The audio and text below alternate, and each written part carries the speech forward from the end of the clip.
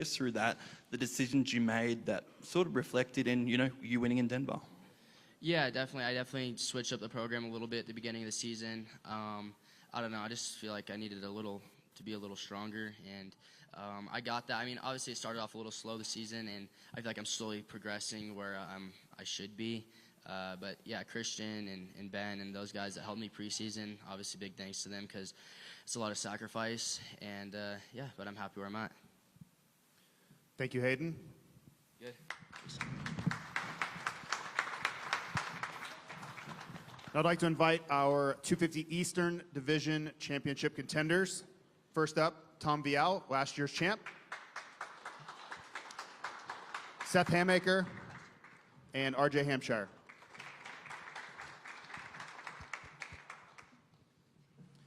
Thank you, guys. We'll start with Tom.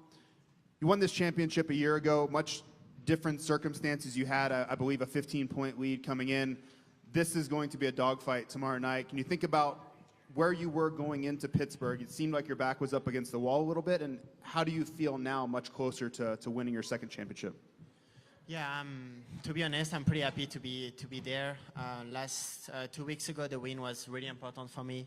I had to do it to be right there, and yeah, like you said, a lot different than last year. I had a nice 15 points gap, and now, I mean, the goal is, I think, pretty easy. I have to beat those two guys to be able to win the championship, so that's only one thing in my mind, and I'm going to do everything I can tomorrow to do that. Thank you. We'll open it up to the media. Michael Lindsay from BioMX for RJ Hampshire. RJ, I believe tomorrow night will mark your final 250 professional career race. How's it feel at this point? I mean, you've been in the class a long time. You've accomplished a lot. Is it a feeling of ready to move on, or are you going to really miss it at this point? I mean, it's easy to say you're ready to move on. I've been around a while, but luckily I won't be 30 race to race in a 450 class or 250. So yeah, I mean, I'm just looking forward to this next chapter, but really focused on tomorrow. A lot's gone into this. It's been a grind of a year. So yeah, all comes down to tomorrow night, and just thankful to be in this position. Last follow-up for you. You said it's been a grind. You guys have all faced unique challenges this season, but we know particularly you, even coming into the season, had quite a few challenges against you. Coming into the Pro Motocross Championship, can you confirm if you will be at the first round with some of the injuries you've faced? Yeah, I plan to race all 11 rounds and SMX rounds. Dan Beaver, NBC Sports, for Seth. There are a lot of moving parts this weekend. It's not simply winner take all because of the West guys in there. Where's the nerve level sitting next to the two guys that have already won a championship? Yeah, I mean, I'm up against both of the defending champs from last year, so it feels like an honor to be racing them, and I'm ready to go out there and just put my best foot forward each and every time on the track. First time being in this position in a championship fight, so it's what we work hard for. Grateful to be in this position, and yeah, I mean, we got East-West showdown, so we have guys from the West, and obviously us three going for this championship, so gonna have to kind of outweigh the situation, kind of how the start plays out tomorrow night, and see where we're at. But it's not over till it's over. Just got to remember that and fight all the way till the end. And just if I do what I've been doing, I feel like I have a good shot at this. Justin Schuler, Athlon Sports. For all three of you, really, this is probably one of the tightest championships I've seen in a while. But with the West coming in, you kind of touched on it a little bit there, but what is your guys' mentality going in? Because you guys have fought against each other all season long, and now with that kind of curveball coming in with the other division, is this approach a little bit different, or do you have to plan slightly different, or do you just try to fight each other through the race? I was tied last year coming into here, so there was nothing more stressful than that. I mean, I slept great this week, had a good week. Yeah, all my nerves, I think, kind of were settled last year, so. Like they've all said, it all comes down to 1 main event, 15 plus 1. Put yourself in the best position possible. I'm ready to go. Alex Gobert, MotoOnline.com. Oh, sorry, was there more? Yeah, Alex Gobert, MotoOnline.com. For Tom, you seem to be peaking right at the right point of the season. So tell us about that, and do you feel that? Yeah, I mean, it's not always easy to do it. I felt great last weekend. I mean, 2 weeks ago for the last race we had, and it was nice to finally grab the win, and I was really happy about it. And yeah, we'll see tomorrow. That's like RJ says, one race, one 15-minute main event, and then a lot can happen. But we're gonna try to put, I mean, myself in the best position all day, and then of course try to deliver for the main event. Scott Yarjo Moto now. RJ, you kind of touched on it a little bit, but being in this position last year, are you like completely nerve-free right now? I mean, you have nerves no matter what every race, but dude, last year last year was tough, like really tough on me. This year just kind of more open-minded. I feel like I'm in a better position with what I've been in all year, all season. Like, you know, this week was my best week I've had. You know, I feel good on the bike.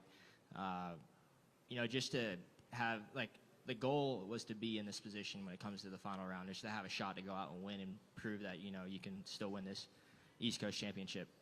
So, yeah, just I'm more grateful than anything. Like, I'm not nervous, really, for the fact to be in this position.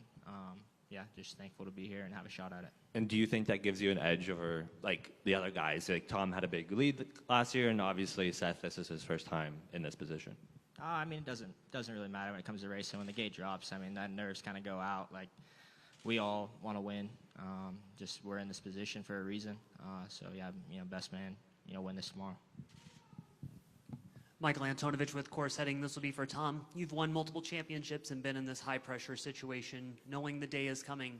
But how do you approach the week? Do you run through the scenario multiple times? Do you envision the track map in your head, or do you just let the process come on Saturday? Yeah, I actually had the same in 2022 for my last MX2 World title. That was down to the last moto.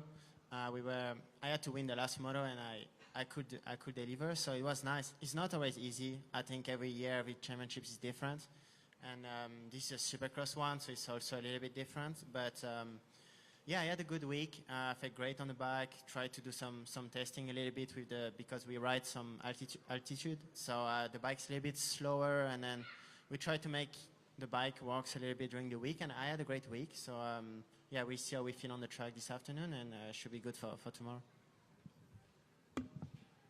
Question for Seth. Clinton Fowler, SMX Insider. Seth, it's been 8 years since the Pro Circuit Kawi team has brought home a Supercross title. Is there any added pressure for you going into this race to bring one home for the team? Yeah, I mean, that'd be just super awesome to get that done. It's been a long time, so yeah, obviously that stuff runs through your head, and I just, you know, instead of using that as added pressure, just kind of use it as more motivation and you know, more fuel to the fire to go get this win tomorrow night. But yeah, I really want to do it for Mitch and the team, and everybody works so hard, and for myself, obviously. But yeah, that would be a dream come true for sure. And tomorrow night, hopefully, we can slap one on the door. Tom, I have a question for you.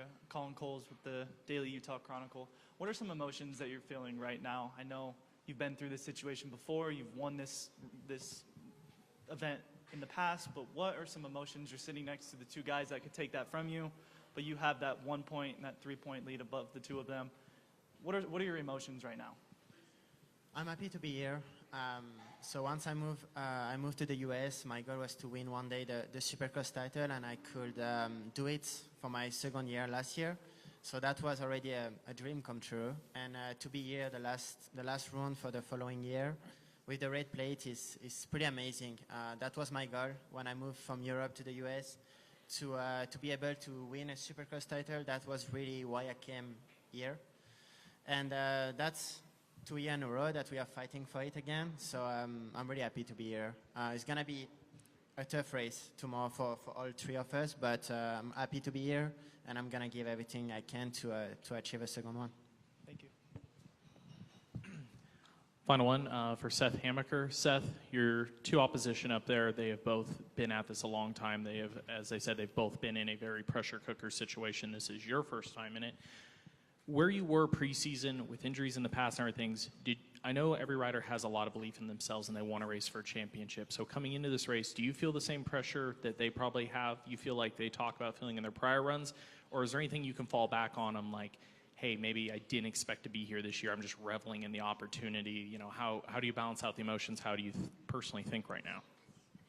Yeah, at the beginning of the season, you know, making the move to Florida and, you know, changing a lot in my program, there was, you know, the plan was just to kind of get through the season healthy and just build on each round. And here we are at the final race, you know, have a shot at the championship, which, you know, you always expect to be in this position, or like you want to be in this position, but you don't know when the time will come. But here we are now, and, you know, this is the position. And I feel like, you know, these guys have been in some, you know, championship battles, and each of them have, you know, the record to show for that. But, you know, for me being my first time, I'm just going to go out there and, you know, try to win the race really, and just not try and overthink anything. Because, you know, if I thought I'd be in this position at the beginning of the season, I don't know if I would have thought I would be. So it's just cool to be in this position. We work hard for it, and maybe not as much pressure, but I put a lot of pressure on myself to get this done. And you know, one race to do it. We came this far, so I'm going to give it everything I have. Sorry, one little follow-up. Any words of wisdom from Mitch this week, or a funny comment? Nope. Just, yeah, he believes in me, and the whole team does, everyone around me. So just with that, I feel confident, and with everything in the program. So I'm just excited to go out there and see what I can do. Thank you, gentlemen. Congratulations on a great season, and good luck tomorrow evening.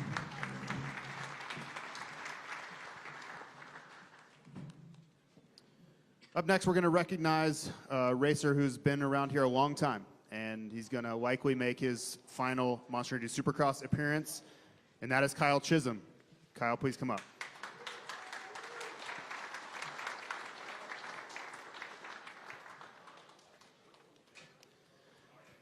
Wherever you want. So, Kyle, I have a question for you. If you had to grade which is more important, is it going to be going out on a strong note tomorrow night, or would it be passing Nick Way and I for the most combined LCQ wins? Because we're all tied at 14 between 250 and 450. Yeah, for sure the LCQ is the most important. That's what I suspected. I gotta take you down. Seriously, though, you think about, you know, a couple of decades of racing, this championship, and it's hard to really combine all that into one thought. But when you're going through those final laps, and you know, we've seen Phil Nicoletti attempt to retire a couple of times, Adam Cincerillo here a year ago. What do you think your emotions are going to be like when this is all concluded? Honestly, it's mixed. Like, I've had that all year. Like, it's like some relief, right? It's been a long time of racing, and sometimes you out there and you see the whoops and you're like, I'm deathly scared to go through those things, but it's my job and I have to. So some of those things I won't miss that much of, like, just mixed. Some relief, happiness, sadness. I'm going to miss it. Like I said, I wish I could race forever, but obviously I can't. So, yeah, just mixed emotions. Open it up to the media. Michael Lindsay, Valmex. Kyle, our sport is super unique in the fact, compared to maybe like a stick and ball sport, where your career can be ended when somebody, you know, they choose not to re-sign you, put you on a team. Racing, I mean, you could literally do what Phil does and just keep finding a different country to race in, or go buy your own bike and race next year. And I've asked a few riders this, the fear of missing out is unique, our sport, because you have so much power to basically go back out and line up. Somebody like Adam last year has cold hard quit, while Phil and our guys have come back in this position now. How certain are you of your decision? And if you are certain, what can you tell me what this year has maybe made it a little bit easier for you? I mean, I don't trust myself to just quit completely, right? And my wife laughing because she knows me. That's why I've said this is my last full season, you know, doing all 17 and all full year. I love racing. Like I said, I wish I could do this forever. If I could, I would, but obviously my body's not going to let me do that. So, honestly, I foresee myself still doing some races, you know, in the future. I'm still doing playoffs this year. That's the plan. Maybe do a couple outdoors before that. And then, yeah, even like what Dean Wilson's done this year, I love racing, right? So I'd still love to go do some races around the world, right? And but nothing's done, nothing's set in stone. I don't really have any plan 100%. I don't see myself just cold turkey, never racing again like what AC's done. But we'll see what happens. I appreciate the honesty, and I appreciate that we're not having 3 retirement parties. I hope not, yeah. Michael Antonovich with Course Heading. To follow up on that, you know, you've been part of this generation. You've been part of this generation that has had so many changes. Like even your kids behind me, when you came up, there was no kids. If you had a kid, it was the end of your career because you were going to be 2/10 slower. What is it about the last 20 years where the mindset has shifted? And for a guy like you, Kyle, I remember seeing you going to Southwick with your dad driving the truck to drive a Yamaha. Like, what makes you want to keep doing it? Well, it's definitely changed, like you said. When I started, it was like, nobody had kids. People retired earlier. I was like, man, I hope I could race until I'm like almost 30, right? This is back when I was, 18 years old. Even I'm back to the time like my dad was like, you can't have a girlfriend. No girlfriends around, around. No girlfriends, definitely no kids. So I kind of grew up in that era of things like that. But I think it's changed. I think obviously guys are racing a lot longer now. Look at like Eli and Jason Anderson and all those guys. So I think it's changed. It's definitely more of like I don't say a family sport because growing up it is a big family sport. My parents, brother, sister, everybody supported me a ton. So I think some guys did it, right? Some guys had kids. Like Chad was probably a pretty good example, where you could have kids and still do good at racing. So, yeah, for me, one thing that I'm actually really glad that I've raced as long as I have is my kids. My oldest one's 9. Obviously they're here today. They're 9, 6, and 2. And again, I always wish I could have done better in my career, but I think it's cool to be able to.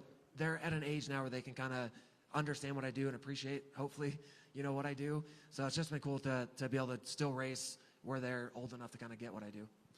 Steve, did you have a question in the back? I saw you trying to get attention. Please go ahead. Well, I'm trying to get you in because the microphone's far away from you. We can hear you.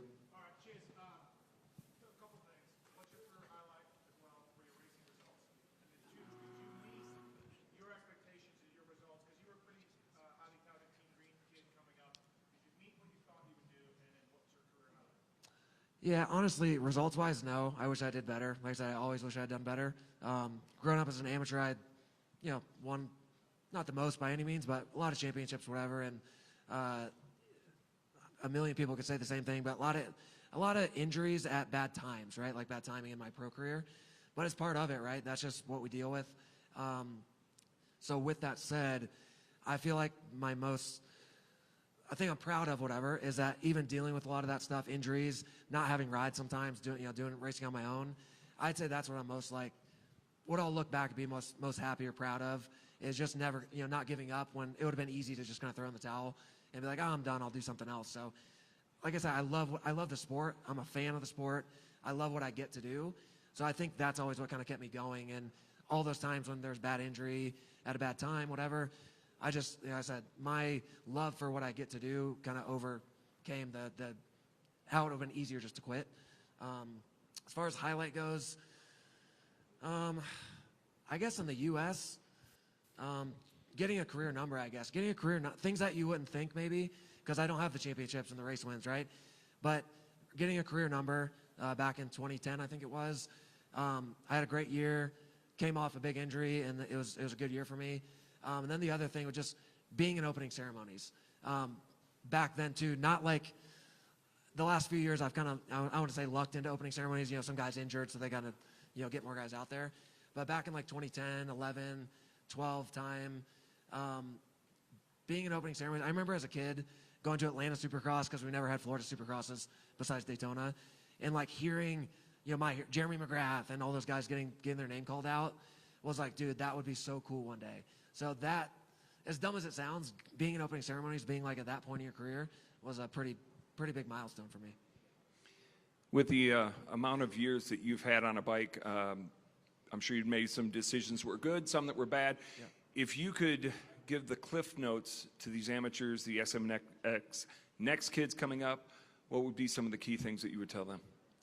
We'll be here all day, but definitely a lot of, I don't say regrets, but like you learn lessons, right? And I think the reason you don't regret them, at least for me, is as long as you learn something from the mistakes, right? Because nobody's gonna be perfect. But man, like I said a minute ago, you see so many kids coming up with so much potential, and within a few years, you're like, oh, whatever happened to that guy? Like he quit, maybe he didn't get a ride, so he quit and just went and got a normal job. For me, my love of my drive and wanting to do good and loving what I did is what kind of kept me going. So I'd say the kids coming up, man, just if things aren't going your way, a lot of kids have injuries and they lose their ride and then, they disappear. man, if you want it bad enough, you're going to find a way to do it. So that's kind of what I had to do quite a few times. So I think, yeah, man, just don't give up. If you believe in yourself and you want to do it, you got to make it happen. And if you've thought about retiring before, did you talk yourself out of it, or did somebody else? There's a lot of times in my career when I'm like, I'm done, I don't want to do it anymore. Most of the time it was when there's injuries, and you're like, I just don't want to even, when it happens in that moment, you lose the motivation to like, you got to go through rehab. And, you know, I've done my knees multiple times, and it's 4, 5, 6 months, you know, rehab, and you're just like, I'm done, I don't want to go through all that, and then the rebuilding. But again, you sit there and you're watching races, I'm a fan, you're like, oh, I got to get back out there. I want to be back out there. And that's why I don't trust myself to just never race professionally again. You know, it's my last full season, and I know I'm going to be watching outdoors here in a few weeks. As a fan at home, and be like, oh, I want to get back out there. So we'll see what happens there. But yeah. Do one more with Alex. Yeah, when you are Alex Gobert, MotoOnline.com, you are recognized for your development type role as well, and obviously with the Twisted Tea Suzuki team. What's your thoughts on, in the future, potentially there being reserve rider type roles in the sport, developments, maybe fill-in riders and be ready to go if injuries strike or that kind of thing? Yeah, I mean, I think JGR kind of did that with Phil back, you know, quite a few years ago. I mean, I think it's a good thing. Obviously, our sport, unfortunately, we do a lot of races and we don't have a lot of time off. And sometimes those injuries just compound for some guys, and you see a lot of guys, like right now, a lot of guys out. I think it depends on team. It's probably a unique situation, though. Do the teams need another rider out there, you know, sponsor obligations and stuff? But for me, I enjoy testing, you know, developing bikes. I feel like I'm sensitive to, you know, feeling on the bike, so I think that's what kind of makes me good at, you know, whatever you want to call it, at doing that. So I think it's good. Again, depending on the team, if they would need something like that. But yeah, I think it's something that could be useful. Thank you very much, Kyle. Congratulations on a great career.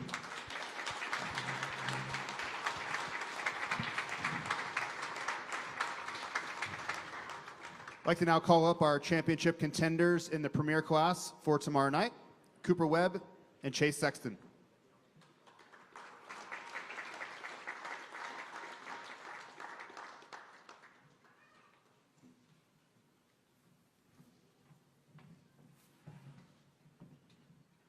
First question for Cooper. Cooper, you come in with points lead, but probably not as big as you would like. Can you talk about strategy and how you're going to approach the main event, knowing that you don't necessarily have to win the race, but you can't fall off the back end too far either? Yeah, I mean, it's been a tight battle all season, so it's super cool to get here. It's fun to be in the hunt like this. It's fun to be close. But yeah, I think for me, you know, it's easy to look at the what ifs and, you know, sit back and do that. But I'd like to race like I normally race. You know, that's what's been working for me. And yeah, I love racing here in Salt Lake. I've had a lot of success. So I'm gonna go for the win if it's there. Obviously, if it's not, you know, you kind of adjust your race strategy. But yeah, I think for me, as long as I keep the normal mindset of going out there to try to win on Saturday, that's usually the best place to be. Michael? Cooper Webb, I've been thinking about this a lot the last couple weeks, your championship position. I find this so cool. You have 2 titles right now. That's what Chad Reed and James Stewart had by the time their premier career was wrapped up. Both their titles as well had a gap between them, and neither of them were able to accomplish a 3rd premier championship, and they ended up racing basically a younger generation afterwards. You're now in that position. You're the favorite for it. I find that just from a fan standpoint, industry standpoint, like naturally I look at the potential 3rd titles potentially being maybe the greatest you've had so far because of that, because it puts you on a pedestal that some of the best that we respect in the sport weren't able to do. I know it isn't done yet. The motions will hit if it happens tomorrow night, but in saying that, do you agree that the 3rd one possibly could be the biggest one so far? Yeah, you know, it's awesome to think that, right, and to be 29 years old. I still feel great, like we always say, but it is, I've been pro for a long time, so to race the different guys, I mean, I remember when Chase came in as a rookie in 21, and that feels like forever ago, right? So I think it's really cool. Him, you know, he's going to break a lot of records someday, but for the time being, hopefully I can you know, take that step and get it done. But it is super cool, like I said, to race generational talents of, you know, Eli and Kenny, and now it's the new guys with Chase and Jed, and then us older crew are still there. So I think it is by far the most competitive championship I've been a part of, and it'll be super cool if you get that done. Short follow-up for you. In this championship, what do you believe is a lesson that you've learned now that you have an A or point in your career? What have you had to improve on the most to be in this position? I think just you get better. As cliche as that sounds, that's like for me what you're constantly looking to do, whether it's speed, fitness, technique, starts, and I think that's just something this year that over time, you get better every year. And I think for me, I was good last year, but I've been able to also improve from even last year and clean up on a few of those different things. And it's just really cool to see. I never pictured myself racing this late into my career and at 29, and honestly, I never knew if I'd get another opportunity to be a champion again or put myself in that position. So I personally believe that, but it's not always the case, right, with the talent that we have and how gnarly this sport is. So I think for me, it's just something that I get to wake up and try to be better every day, and that's what I feel like I've done this year is been the best version of myself.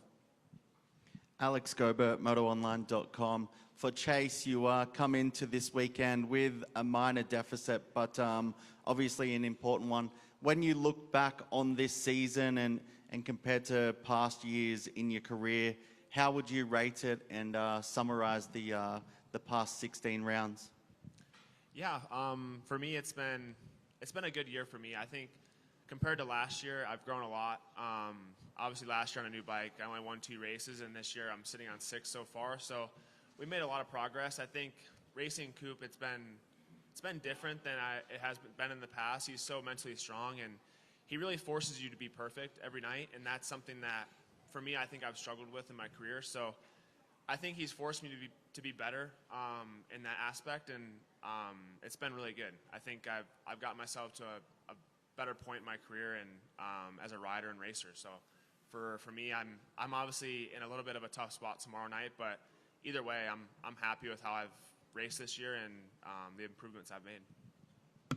John Leone from the Daily Utah Chronicle. Cooper, you mentioned your previous success here in Salt Lake City. How does that, with the environment, the unique elevation, the mountains, what does that do for you from a confidence standpoint, and how do you think it sets you apart as a racer? Yeah, like you said, I'm stoked to be here. It's one that, like I said, I was one of the guys that got to race here in the 2020 stunt. We were here for those 7 races, and every year we've raced here, I've always enjoyed racing here and loved Salt Lake, the town. It's a super awesome place. I have family here and friends, so when you come to certain stadiums that you just vibe with, and this is definitely one of them that I've had a lot of success and enjoy racing at. So yeah, weather looks great, and I think it's going to be a super fun weekend.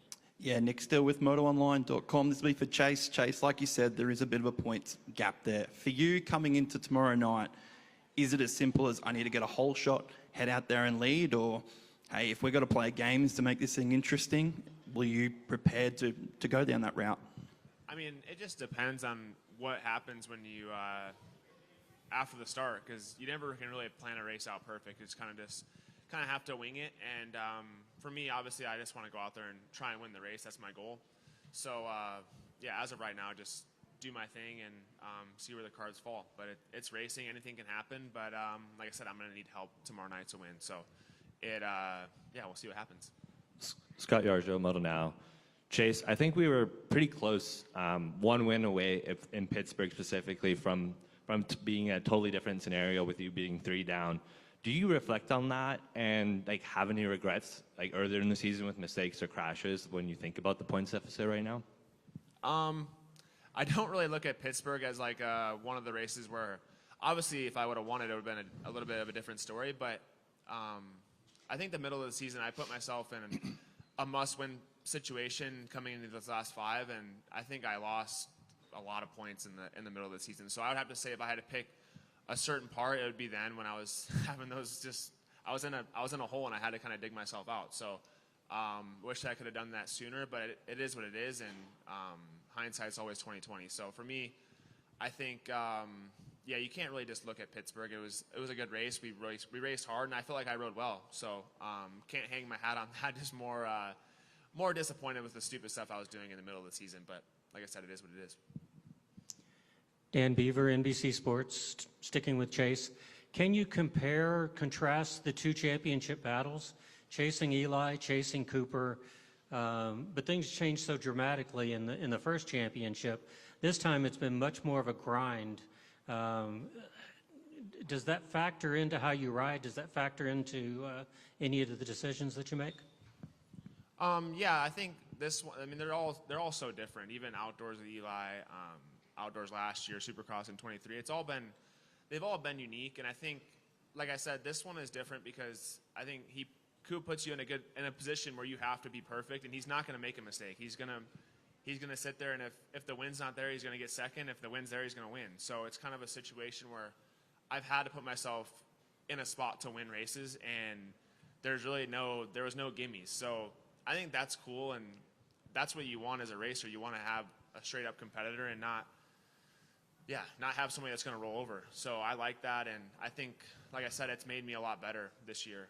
And specifically in the last 5 or 6 races, I've been in a better spot. But all year, it's been a grind, and I think that's something that, for me, even going later in my career, is going to help me a lot, and something that I can use to my advantage.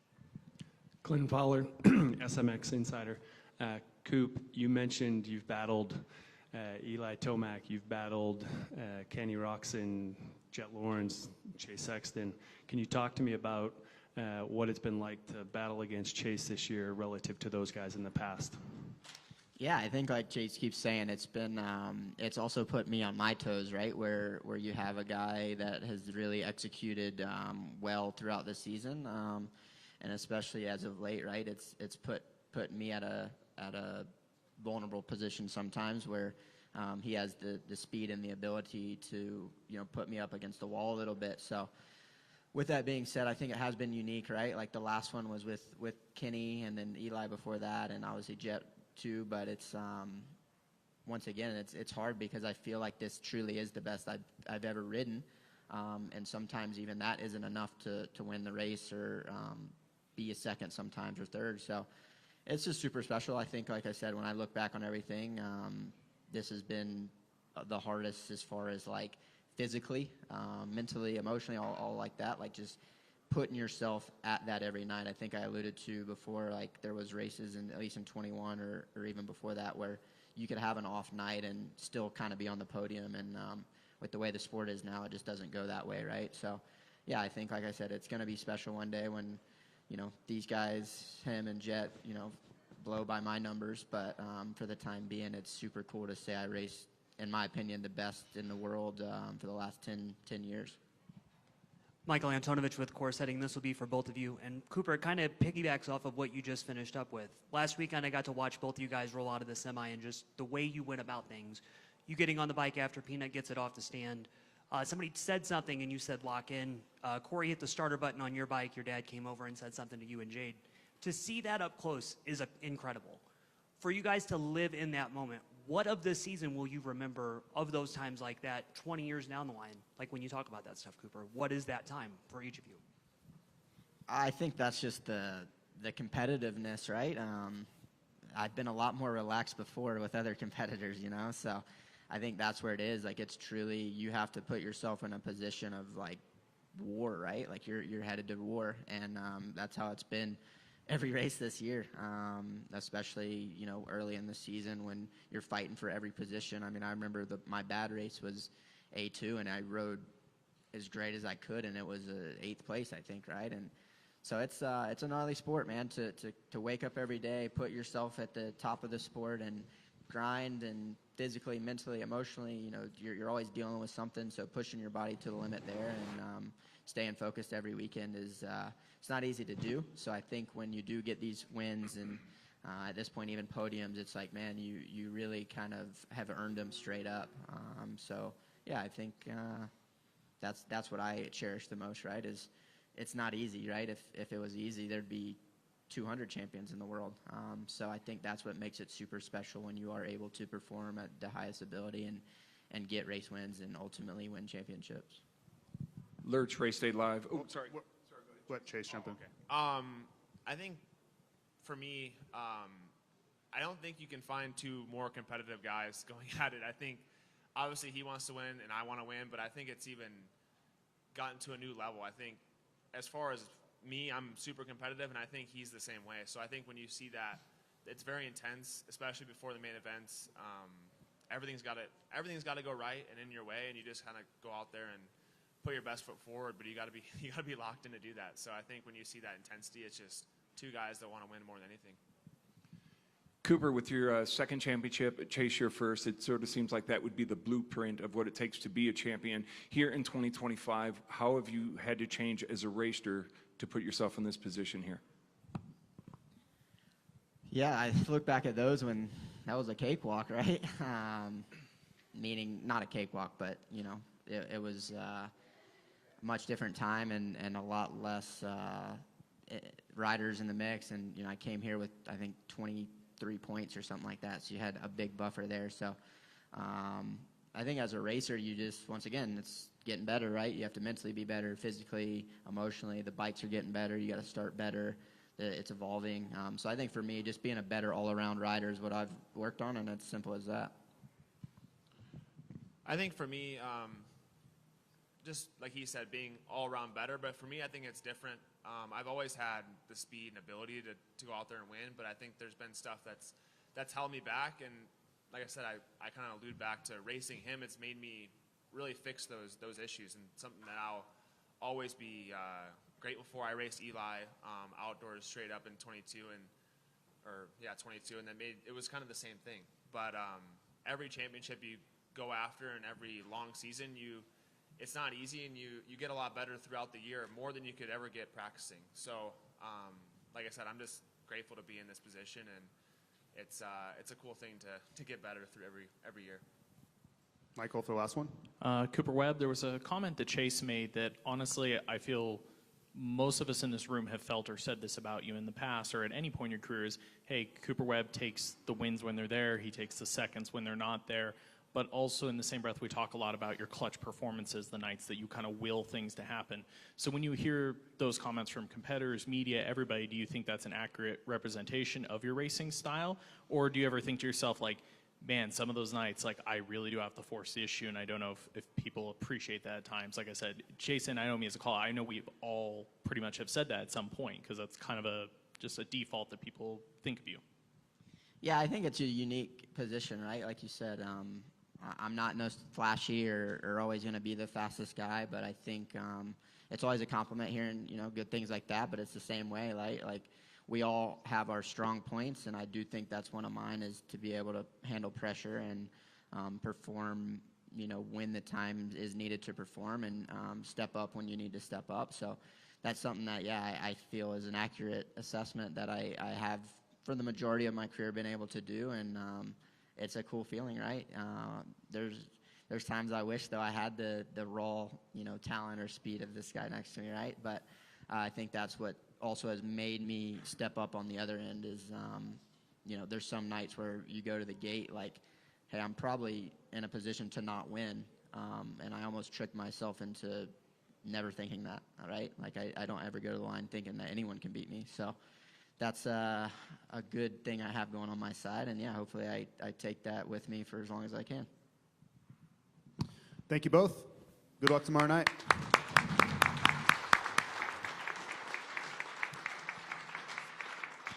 I'd like to bring up the representatives from the Ryan Dungey Foundation. It'd be Lauren Kennedy, Ryan Dungey, and Matthew O'Shea. Thanks, guys. Hey, guys, thank you. Thanks for having us up here. We got a check we'd like to present to the St. Jude campaign, Love Moto, Stop Cancer. As many of you know, the Ryan Dungey Foundation has partnered with KTM, and each and every year we give these KTM juniors a fundraising page, and they raise a lot of money. They do an incredible job. I'm really proud of them for not just being good on the track, but off the track as well, and giving to these causes. But they got a big check they'd like to present. I'm going to let them flip it over and present it. One of you guys want to say the numbers? No? All right, go ahead. It's $12,247. Yeah. And good job. And to date, I should say, these guys have raised, all the KTM juniors have given a total of $69,000 to St. Jude. So pretty incredible. Really proud of them, and really setting using their platform and resources for the good as they grow. So thank you. Thank you. Appreciate it. Thank you. Thanks, guys. Appreciate it. You guys are awesome. Great job, Ryan. Great job to the foundation. A couple of notes there as well. Just a reminder on the 4 initiatives there. You can text the word SUPER to 785-833 as part of the Texted Donate campaign. The auction is still live, the St. Jude auction. There are 250 unique items, and you can go to supercrosslive.com/St. Jude to bid on those until Monday night. The Ken Roxon race bike has been a winner. It will be announced tomorrow. So that's been a great program to watch all season long. It is actually Ken Roxon's race bike, so that is a pretty amazing thing there. And yesterday, the Rocky Mountain ATV-MC golf tournament raised $130,000 for St. Jude. So those are the 4 initiatives we wanted to make a reminder of. The last note, all of the riders that did not speak today will be on the track to speak to the media, as well as the top 10 East, the top 10 West, and the top 20 in the 450 class. So they will be there from, I believe, 1 to 1:20, and then riding will commence at 1:30. So thank you, everybody, for being here, and enjoy tomorrow night.